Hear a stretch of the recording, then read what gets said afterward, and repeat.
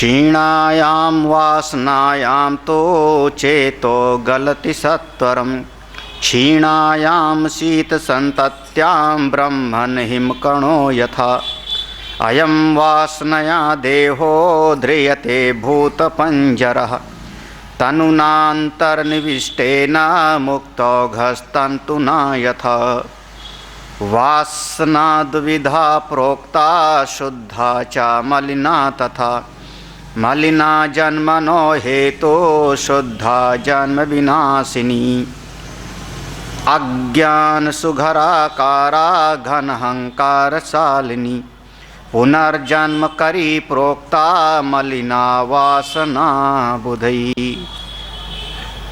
संवाद है महर्षि वाल्मीकि के पास सम्राट अरिष्टनेमि जाते हैं। देवदूत की आज्ञा मान करके, देवाज्ञा मान करके, जिनके चित्त में अब कोई साम्राज्य पाने की लालसा नहीं है। चक्रवर्ती सम्राट तो पहले ही थे, अपने पुत्र को जबरदस्ती राजगद्दी सौंप करके तपस्या करने के लिए चले गए थे। जहाँ तप से उनका मन शुद्ध हुआ, पात्र बने, और उसके बाद देवदूत ने कहा स्वर्ग प्राप्त करो, मना किया था। तो साम्राज्य छोड़ करके आए थे और स्वर्ग के विषय में भी विचार किया, विवेक किया, उसकी भी कामना नहीं है। तो इनके चित्त में संसार के विषयों में कोई आसक्ति नहीं। ध्यान देना, श्रीमद् योग वासिष्ठ के माध्यम से कह सकता हूँ, विषय बंधन नहीं है। कोई विषय आपको दुख नहीं देता, ना तो कोई विषय शब्द स्पर्श रूप रस गंध, ये 5 विषय ना तो बंधन देते हैं, ना दुख देते हैं, ना आपको सताते हैं। इन विषयों के प्रति जो हमारी आसक्ति है वो दुख देती है। सड़क पर हजारों चीज़ें हैं, उनसे मेरा कोई सुख दुख नहीं है। अगर मेरे पेड़ को कोई काटे तो दर्द होगा, दुख होगा। किसी का घर गिर जाता है, उससे उतना दुख नहीं होता। हमारे घर का जरा सा कुछ बिगड़ जावे तो दर्द होता है, कष्ट होता है। विषय दुख नहीं देता, विषयों में आसक्ति दुख देती है। इस जगत का समझना, चाहे शब्द हो, अनेक प्रकार के शब्द सुनाई पड़ रहे हैं, उनसे ना हमारा मन सुखी होता है ना दुखी होता है। जहाज जा रहा है, कौवा बोल रहा है, कोयल बोल रही, मोर बोल रहा है, जनरेटर की आवाज़ चल रही है, तरह तरह के आवाज़, वो शब्द हैं, विषय है, कान को सुनाई पड़ते हैं। लेकिन जब उनमें हमारा राग द्वेष बन जाएगा तब दुख होता है। ऐसा आवाज़ क्यों सुनाई पड़ा, ऐसा आवाज़ फिर से सुनाई, राग द्वेष बनता है तो विषयासक्ति दुख देती है। देवता लोग भले अमर तो हैं, देवता अमरत्व को प्राप्त हैं। स्वर्ग में कोई मृत्यु नहीं होती स्वर्ग में, क्योंकि जन्म भी किसी का नहीं होता। यहीं से पुण्य की पूंजी लेके जाते हैं, भोगते हैं और वापस आते हैं। इसलिए स्वर्ग में ना तो जन्म है और ना तो मृत्यु है। आना और जाना है लेकिन जन्म नहीं है, तो स्वर्ग में मृत्यु भी नहीं। अमर हैं स्वर्ग के देवता। देवता अमर हैं लेकिन विषयों में, भोग में आसक्त हैं, इसलिए ब्रह्म विद्या के अधिकारी नहीं, इसलिए आत्मज्ञान के पात्र नहीं। क्यों? क्योंकि आसक्त हैं विषयों में। अमर होने के बावजूद, पुण्य की पूंजी लेके गए थे, उसके बाद भी जब विषयासक्त हैं, इतने विषयासक्त हैं कि उनके सभा में नाच गाना चल रहा है और उनके गुरुजी पधारे बृहस्पति देवता, एक नज़र से देख लिया इंद्र ने, गुरुजी आए, फिर अगर खड़े होंगे तो सब खड़े हो जाएंगे तो नाच गाना रुक जाएगा। तो देख के भी अनदेखा कर दिया, देख के भी अनदेखा कर दिया, दूसरी तरफ नज़र घुमा लिया। गुरु जी आएंगे, अपना बैठ जाएंगे अपने गद्दी पर, हम नहीं उठेंगे तो कोई नहीं उठेगा, तो सब चलता रहेगा।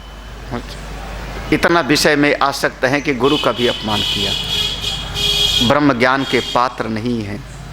देवता अमर होने के बाद भी विषयासक्त हैं तो ब्रह्म विद्या के पात्र नहीं। तो मनुष्य महाराज, मनुष्य जो अमीर हैं, अमर में एक ई की मात्रा लगा दो,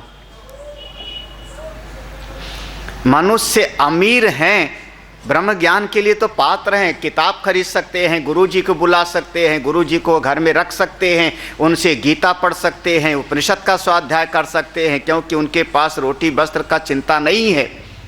मनुष्य हैं, अमीर हैं, आत्मज्ञान के मार्ग पर चल सकते हैं, लेकिन विषयासक्त हैं। अमीर हैं तो उनको भोग चाहिए, अमीर हैं तो उनको बढ़िया वस्तु चाहिए, बढ़िया घर चाहिए, बढ़िया व्यवस्था चाहिए। तो अमीर होते हुए भी जब विषयासक्त हुए, तब उनको उपनिषद और ब्रह्म विद्या और ज्ञान की कोई ज़रूरत नहीं रहती। महाराज, अपने आत्मज्ञान को लोगों ने किनारे कर रखा है, लोगों ने किनारे कर रखा है। वो तो कोई बिरला होता है। क्यों? क्योंकि आपके आत्मज्ञान के बगैर भी हमारा दुनिया का काम तो चल रहा है ना। हाँ, कौन सा काम रुका? स्कूल में एडमिशन लेने जाना हो और वहाँ पर इंटरव्यू लेते समय स्कूल का प्रिंसिपल पूछे, तुम आत्मा के बारे में जानते हो, आत्मज्ञानी हो? और हम कह दें नहीं, तो कहेंगे एडमिशन नहीं देंगे। तब तो हमको लगेगा कि हाँ, आत्मज्ञान की ज़रूरत है, क्योंकि बिना आत्मज्ञान के स्कूल में एडमिशन भी नहीं मिलता। नौकरी लेनी हो, इंटरव्यू वाला पूछे आत्मज्ञान है तुमको, और हम कह दें नहीं, तो कह दे कि ठीक है, अपनी डिग्री की फाइल उठाओ, तुम्हारी पूरी फाइल मोटी सी है, ले जाओ, आत्मज्ञानी नहीं हो तो तुमको नौकरी नहीं।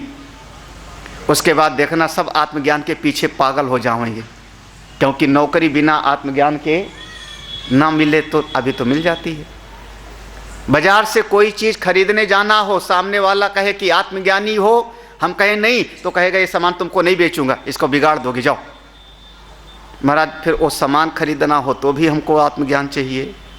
हाँ, घर में हो, स्कूल में हो, दफ्तर में हो, नौकरी पर है, सारी सृष्टि में आप, अच्छा लड़की देखने जाओ, लड़की देखने गए, हाँ, लड़की के माँ बाप ने पूछा आत्मज्ञानी हो, आत्मज्ञानी हो? लड़का कहे आत्मज्ञानी होते तो शादी के लिए क्यों आते आत्मज्ञानी होते तो काहे के लिए हम गृहस्थी में फंसते। नहीं, आत्मज्ञानी नहीं है तो कहे कि जाओ, हम अपनी कन्या का विवाह तुम्हारे साथ नहीं करेंगे, नहीं करते। हाँ, लड़का वाला पूछे क्यों जी, तुम आत्मज्ञानी हो, तुम्हारी कन्या आत्मज्ञानी है? वो कहे नहीं, एक ABCDE तमाम पूरी चारों तरफ घूमे, और कोई लड़की का माँ बाप ऐसे बेटे को लड़की देने के लिए तैयार ना हो जो आत्मज्ञानी ना हो। देखना, फिर लगेगा बिना आत्मज्ञान के तो विवाह भी नहीं होगा, तो इसलिए आत्मज्ञान पहले प्राप्त। आज महाराज क्या है कि बिना आत्मज्ञान के हमारा कोई काम तो रुक नहीं रहा ना, ना स्कूल में एडमिशन, ना नौकरी, ना वस्तु, ना पढ़ाई, ना विवाह। तो जब आत्मज्ञान के बगैर संसार का सारा काम चल ही रहा है, तो महाराज अपना ज्ञान लिए बैठे रहो अपने आश्रम में। क्यों? क्योंकि हम तो विषय चाहते हैं, हम तत्व का बोध नहीं चाहते, हम विषय चाहते हैं। हमारे पास धन है, संपत्ति है, मैं खरीद सकता हूं, अमीर हूं, खरीद सकता हूं। हम विषयासक्त हैं, अपना ज्ञान लिए बैठे रहो। हाँ, देवता अमर हैं लेकिन आत्मज्ञान के पात्र नहीं, क्योंकि विषयासक्त हैं। मनुष्य अमीर हो लेकिन जिज्ञासु हो, विवेकी हो, तब आत्मज्ञान सुन सकता है, लेकिन जिज्ञासा ना हो तो कैसे सुनाया जाए? जिज्ञासु होना चाहिए, जिज्ञासा हो। अरिष्टनेमी जैसे महापुरुष, उनकी पात्रता को समझो, उनकी योग्यता के समझो, कितने जिज्ञासु हैं। स्वर्ग को मना कर दिया है, सम्राट पहले थे ही। अगर विषयासक्त होते तो सम्राट का पद क्यों छोड़ते, जंगल क्यों जाते, तपस्या क्यों करते? और विषयासक्त होते तो देवत्व को प्राप्त कर लेते। जब दोनों चीज नहीं है, इसको हम कहते हैं इह मूत्रार्थ फल भोग इच्छा राहित्यम वैराग्यम। इह इहम इह मूत्रार्थ यहाँ पर और उत्तर वहाँ पर, यहाँ पर और वहाँ पर, दोनों जगहों पर फल भोगने की इच्छा नहीं है। ऐसा है सिद्ध शुद्ध वैराग्य। वो जिसके भीतर हो वो ब्रह्म विद्या का पात्र है। राजन बैठो, मैं तुमको भगवान राम की कथा सुनाता हूँ।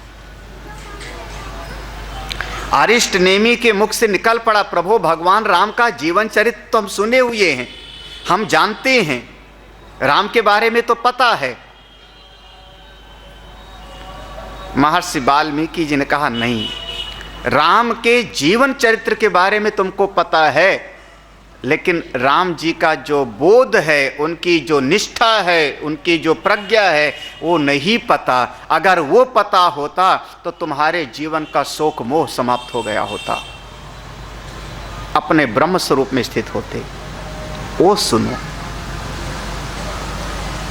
वो सुनो। और सुनाना शुरू करते हैं भगवान राम के पूरे जीवन का।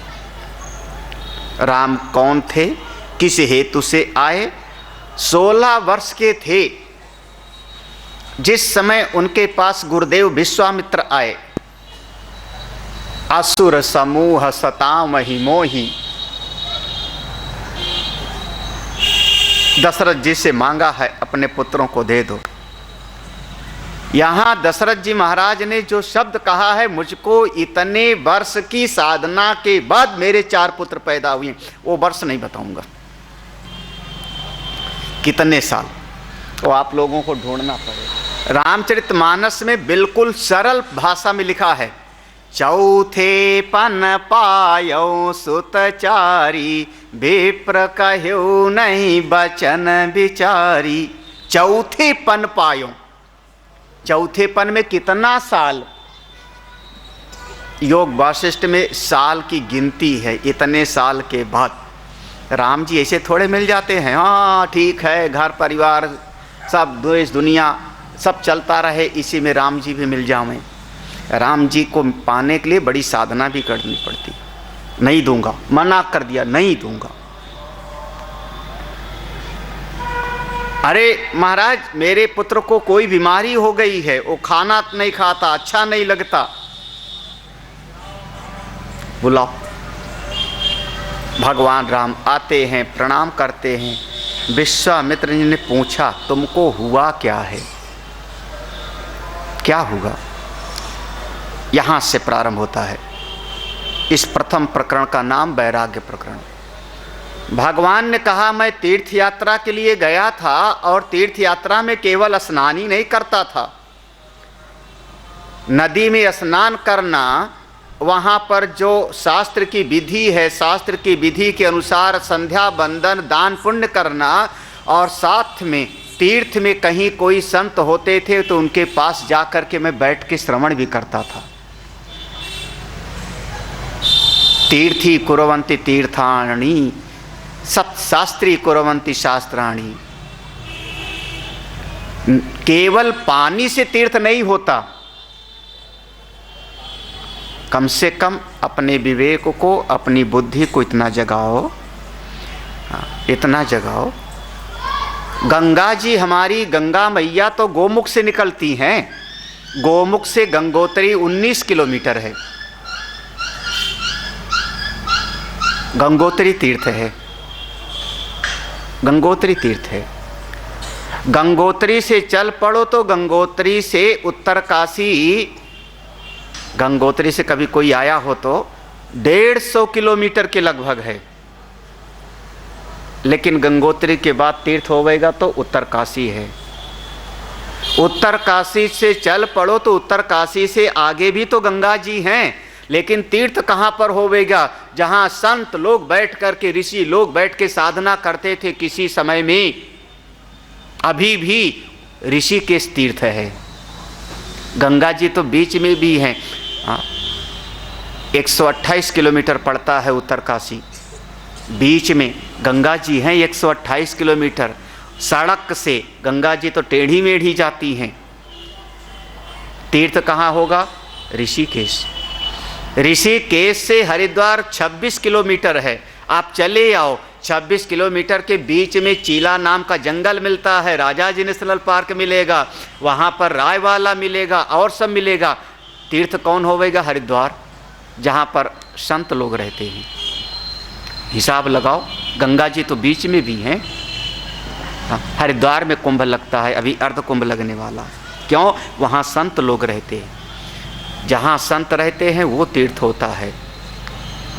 हरिद्वार से चले आओ, गंगा जी तो बहती हुई आती हैं यार, बहुत आती हैं। तीर्थ नहीं है, तीर्थ होवेगा शुक्रताल। 100 किलोमीटर है हरिद्वार से, 100 किलोमीटर शुक्रताल है, जहाँ कभी सुखदेव जी रहे होंगे, जहाँ कभी बड़े बड़े संत लोग एकत्रित हुए होंगे, जहाँ कभी भागवत की कथा हुई होगी। जहाँ संत बैठे वही तीर्थ है। गोस्वामी जी लिख देते हैं, मुद मंगलमय संत समाजू, जो जग जंगम तीर्थ राजू। जहाँ संत बैठ जाएं वहीं कर्म की, भक्ति की, ज्ञान की त्रिवेणी बैठती है, वही तीर्थ है। बाहर के तीर्थ में स्नान करके आओ और संसार का फिर से वही राग द्वेष शुरू हो जाता है। तीर्थ में कभी जाओ, हरिद्वार जाओ, वृंदावन जाओ, वहाँ कोई संत के पास बैठो, बात करो। ये भगवान कहते हैं, एक संत के पास बैठे थे प्रभु। अब देखो, भगवान भरी सभा में, पूरी सभा विराजमान है, इस सभा के बीच में भगवान के शब्द हैं। प्रभु, मैंने एक संत के साथ चर्चा किया, हमको सुनने को मिला। संत ने कहा, अयम वासनया देहो ध्रियते भूत पंजरः। ये पिंजर, इसको पिंजर नाम दिया, 5 महाभूतों का पिंजरा। आकाश, वायु, अग्नि, जल, पृथ्वी, 5 महाभूतों से बना हुआ ये पिंजरा ये वासनाओं के कारण धारित होता है, वासनाओं के कारण चलता है। जब तक वासना है तब तक ये शरीर टिकता है। वासना खत्म, शरीर के टिकने का प्रयोजन खत्म। राजकुमार, किसी संत ने सुनाया, राजकुमार, ये वासना 2 प्रकार की होती है। वासना दुविधा प्रोक्ता, शुद्धा चा मलिना चा। 2 प्रकार की वासना होती है, एक शुद्ध वासना, एक मलिन वासना। जो शुद्ध वासना होती है वो जन्म मृत्यु के चक्र को मिटाने वाली होती है, और मलिन वासना, मलिना जन्मनो हेतु, मलिन वासना जीव को पुनर्जन्म में फिर से डाल दे। दोनों ही वासना है, वासना दोनों है, शुभ और अशुभ, शुद्ध और मलिन, अच्छी वासना और बंधन करने वाली वासना। आपके मन में एक इच्छा पैदा हुई, मैं बाजार जाऊं, ये भी एक इच्छा है, और आपके मन में इच्छा हुई कि मैं सत्संग में जाऊं, ये भी एक इच्छा है। दोनों इच्छा है। सत्संग में जाने की इच्छा भी इच्छा है, बाजार जाने की इच्छा भी इच्छा है, लेकिन बाजार जाने की जो इच्छा है वो आपको चक्र में डालेगी, और सत्संग में जाने की इच्छा चक्र से छुड़ाएगी। बस इतने फर्क है, इच्छा दोनों है, दोनों इच्छा है, मलिन वासना और शुद्ध वासना। दोनों को पहचाने कैसे? उत्तर दिया, अज्ञान सुघनाकारा घन अहंकार शालिनी। घन शब्द प्रयोग कर रहे हैं, क्यूबिक। हाँ, क्यूबिक होता है ना, स्क्वायर नहीं। हाँ, जब 1 फुट कहते हैं तो 1 फुट आप लोग मानोगे 12 इंची वाला, 1 फुट 12 इंची, ऐसे हम देश नापते हैं। हाँ, फिर जब हमने कहा 1 स्क्वायर फीट तो आपने चारों खाने करके नापा, 1 वर्ग फुट। जब हमने कहा 1 क्यूबिक फीट, उसको शायद हिंदी में घन फुट ही बोलते हैं ना, घन फुट मतलब चारों तरफ से उसकी लंबाई, उसकी चौड़ाई, उसकी मोटाई, उसकी ऊंचाई, सबका ऐसे घन शब्द। जब ये मलिन वासना होती है तो अज्ञान सुघनाकारा, जीव के भीतर अज्ञान घना रूपकार होकर के बैठा रहता है। मलिन वासना में उसके मन में अज्ञान, उसकी बुद्धि में अज्ञान, उसके व्यवहार में अज्ञान, जानता कुछ नहीं और मान बैठता है कि मैं सब कुछ जानता हूं। अज्ञान सुघनाकारा, अच्छी तरह से अज्ञान विराजमान होता है। ये है मलिन वासना। और उस अज्ञान के कारण फिर अनेक तरह की इच्छाएं पैदा होती हैं। और उस अज्ञान से जैसे कभी कभी जमीन में से एक छत्ता वाला घास पैदा हो जाता है, एक कोई दूसरी दूब पैदा, ऐसे उस अज्ञान में से घन अहंकार शालिनी जीव के भीतर अहंकार पैदा हो जाता है, जबरदस्त अहंकार, मैं बहुत कुछ हूँ। ये मलिन वासना है। अज्ञान, अज्ञान से फिर अहंकार, अहंकार के कारण फिर दूसरे को नीचा दिखाने का, फिर उसको लगता है मेरे जैसा और कौन है। अहंकार विमूढ़ात्मा कर्ता अहम इति मन्यते। परिणाम क्या होगा? उस अहंकार के कारण आदमी फिर ज्ञान के मार्ग की तरफ चल ही नहीं पाता, क्योंकि ज्ञान के मार्ग में चलेगा तो उसको कहा जाएगा अहंकार छोड़ो, कामना को छोड़ो, तो उधर के लिए वो छोड़ देगा। नहीं, पूज्यपाद महाराज श्री के शब्द हैं, अखंडानंद महाराज के, हमारे अनुभव के, उन संत के शब्द मेरे अनुभव के साथ टैली करता हुआ। कोई बहुत बड़ा अगर आदमी होवे, बहुत बड़ा आदमी होवे, बड़े पद पर प्रतिष्ठित, बहुत धनवान, बहुत संपत्तिवान, समाज में प्रतिष्ठित, तो कहता है महाराज हमारे लायक कोई गुरुजी बताओ, हमारे लायक गुरुजी बताओ। हमारे लायक माने वो पेड़ के नीचे तो बैठे हैं संत जी, चलो ना, तमाम संत तो हैं, भिक्षु शंकरानंद जी महाराज हैं, अमोक स्वामी जी हैं, उनके बोले महाराज उनके पास तो कोई ना तो गद्दी है, ना तो छत्र है, ना चामर है, ना दंड है, ना कोई चार गनर हैं। महाराज आजकल का लोग एक स्टेटस सिंबल है ना। आदमी कहता है मेरे अहंकार के अनुरूप कोई गुरु जी मिले, है ना, मेरे अहंकार के अनुरूप, वहीं फंस जाता है। अज्ञान सुघनाकारा, ये मलिन है, मलिन है बिल्कुल वासना। अज्ञान पूरी तरह से छाया है, उसके परिणाम स्वरूप अहंकार है। और उस अहंकार से ऐसा मत समझना कि उसको कोई गुरु नहीं मिलते, उसको कोई उपदेशक नहीं मिलते, ये मत समझना, मिलते हैं, बिल्कुल मिलते हैं, बिल्कुल मिलते हैं, लेकिन उसी के अनुरूप मिलते हैं। तुलसी जैसी भवितव्यता तैसे मिले सहाय। और कोई संत उनके अहंकार पर चोट कर देवे, उनको अच्छा नहीं लगेगा। नहीं, ये महाराज कैसे, मलिन मलिन वासना है, मलिन। धन का अभिमान, बुद्धि के ज्ञान का अभिमान, अपने शरीर के बल का अभिमान, अपनी प्रतिष्ठा, ये मलिन है वासना। उसी को पालन ये अहंकार को कहा जाता है फोड़ा। गोस्वामी जी ने तो इसको एक नाम, अलग से नाम दिया, अहंकार अति दुखद डमरुआ। अहंकार अति दुखद डमरुआ। पता नहीं डमरू कौन सा रोग होता है, कोई डॉक्टर लोग हो तो, एक फोड़ा है। और आप हमारे, भगवान ना करे, हमारे एक फोड़ा हो जावे, किसी की फोड़ा हो जावे, तो आप सारे शरीर को भूल करके उसी फोड़े को संभालते रहोगे। उस पर कपड़ा लपेटा, उस पर पट्टी किया, और कहीं भीड़ में बस पर भी चढ़ना पड़े, ट्रेन पर भी चढ़ना पड़े, तो शरीर के सारे अंग से ज़्यादा बचाओगे किसको? अपने फोड़े को बचाओ। आदमी ऐसे अहंकार रूपी फोड़े को संभालता रहता है। ऐसे सारी दुनिया के लोग फिर हमारे उस अहंकार की तरफ दुखाऊं करते रहते हैं, और हम फिर बस चक्कर में फंस गए। ये है मलिन वासना, ये बार बार जीव को जन्म मृत्यु में डालती रहे। आते रहो जाते रहो, आते रहो जाते रहो। राजकुमार दूसरी वासना होती है जिसको कहते हैं शुद्ध, बिल्कुल शुद्ध वासना। वो कैसी होती है? आप पुनर्जन्म कारिणी जीवन मुक्तेषु देहिषु वासना विद्यते शुद्धा देहे चक्र इव भ्रमा। ये शुद्ध वासना भूयो न जन्म अनर्थ भाजनम ज्ञात गेयस्त उच्यन्ते जीवन मुक्त महाधिया। जिनके भीतर शुद्ध वासना होती है, शुद्ध वासना में विवेक जगता है। यहाँ से समझना, शुद्ध वासना में विवेक जगता है, प्रज्ञा जगती है, समझदारी बढ़ती है। और जब विवेक जगता है तो हमारे भीतर दो चीज़ों को अलग अलग समझने की अकल आती है। जड़ क्या, चेतन क्या, नित्य क्या, अनित्य क्या, सही क्या, गलत क्या, आत्मा क्या, संसार क्या। जब बुद्धि के भीतर दोनों को अलग अलग करने की समझ जग गई, तब ऐसा साधक वो जो नित्य है, सुखदायी है, आनंद स्वरूप है, उसको पाने के लिए चलता है।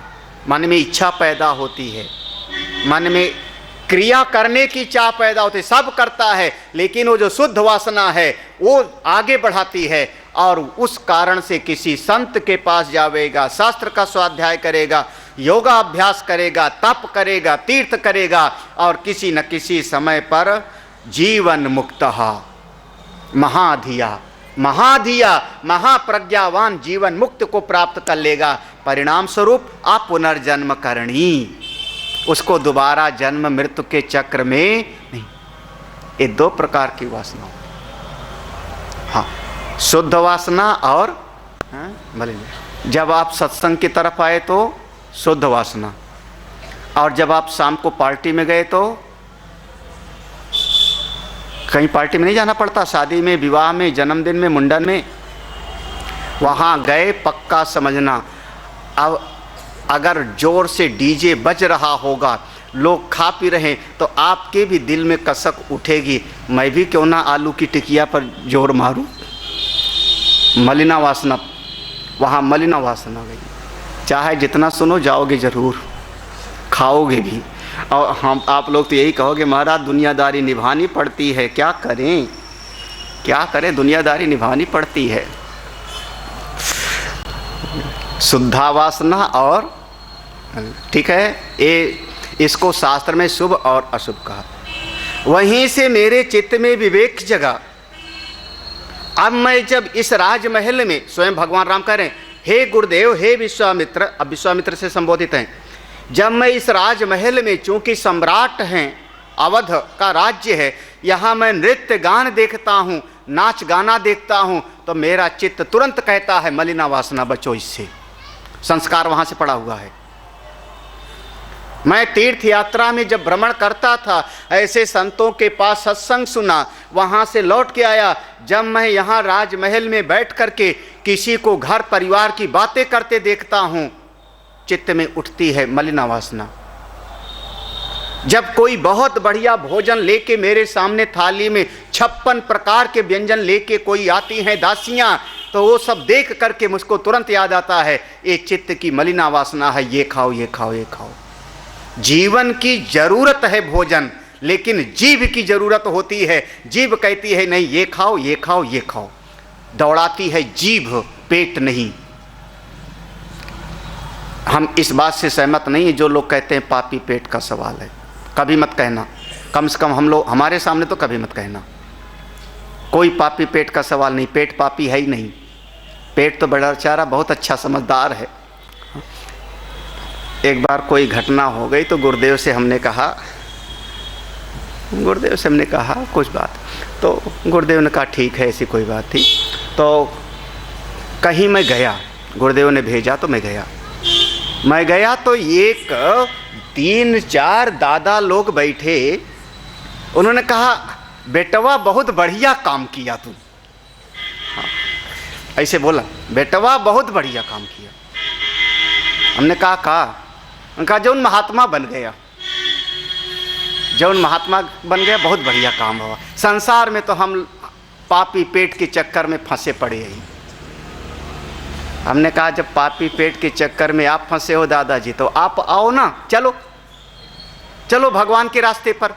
आपके पापी पेट की जिम्मेदारी हम लेते हैं। जहाँ चाहो लिखवा लो, स्टैम्प पेपर पर लिखवा लो, रजिस्ट्रार के यहाँ उसको जो है रजिस्टर्ड करवा लो। तुम्हारी जिंदगी भर पापी पेट का ठेका मैं लेता हूँ भगवान की तरफ से। हाँ, मुख्तारे नामा भगवान ने दे रखा है हमको, उसको मुख्तारे नामा कहते कानूनी भाषा में। हाँ? चलो लेता हूँ तुम्हारे पापी पेट का सवाल, चलो आश्रम में भजन करो। उनका करना क्या होगा? हमने कहा माला दे देंगे गुरुजी, बस भजन करना। बोले ऐसे कैसे छोड़े, मेरी घर वाली भी तो है, बुढ़िया घर में जो है, वो का कैसे छोड़ी।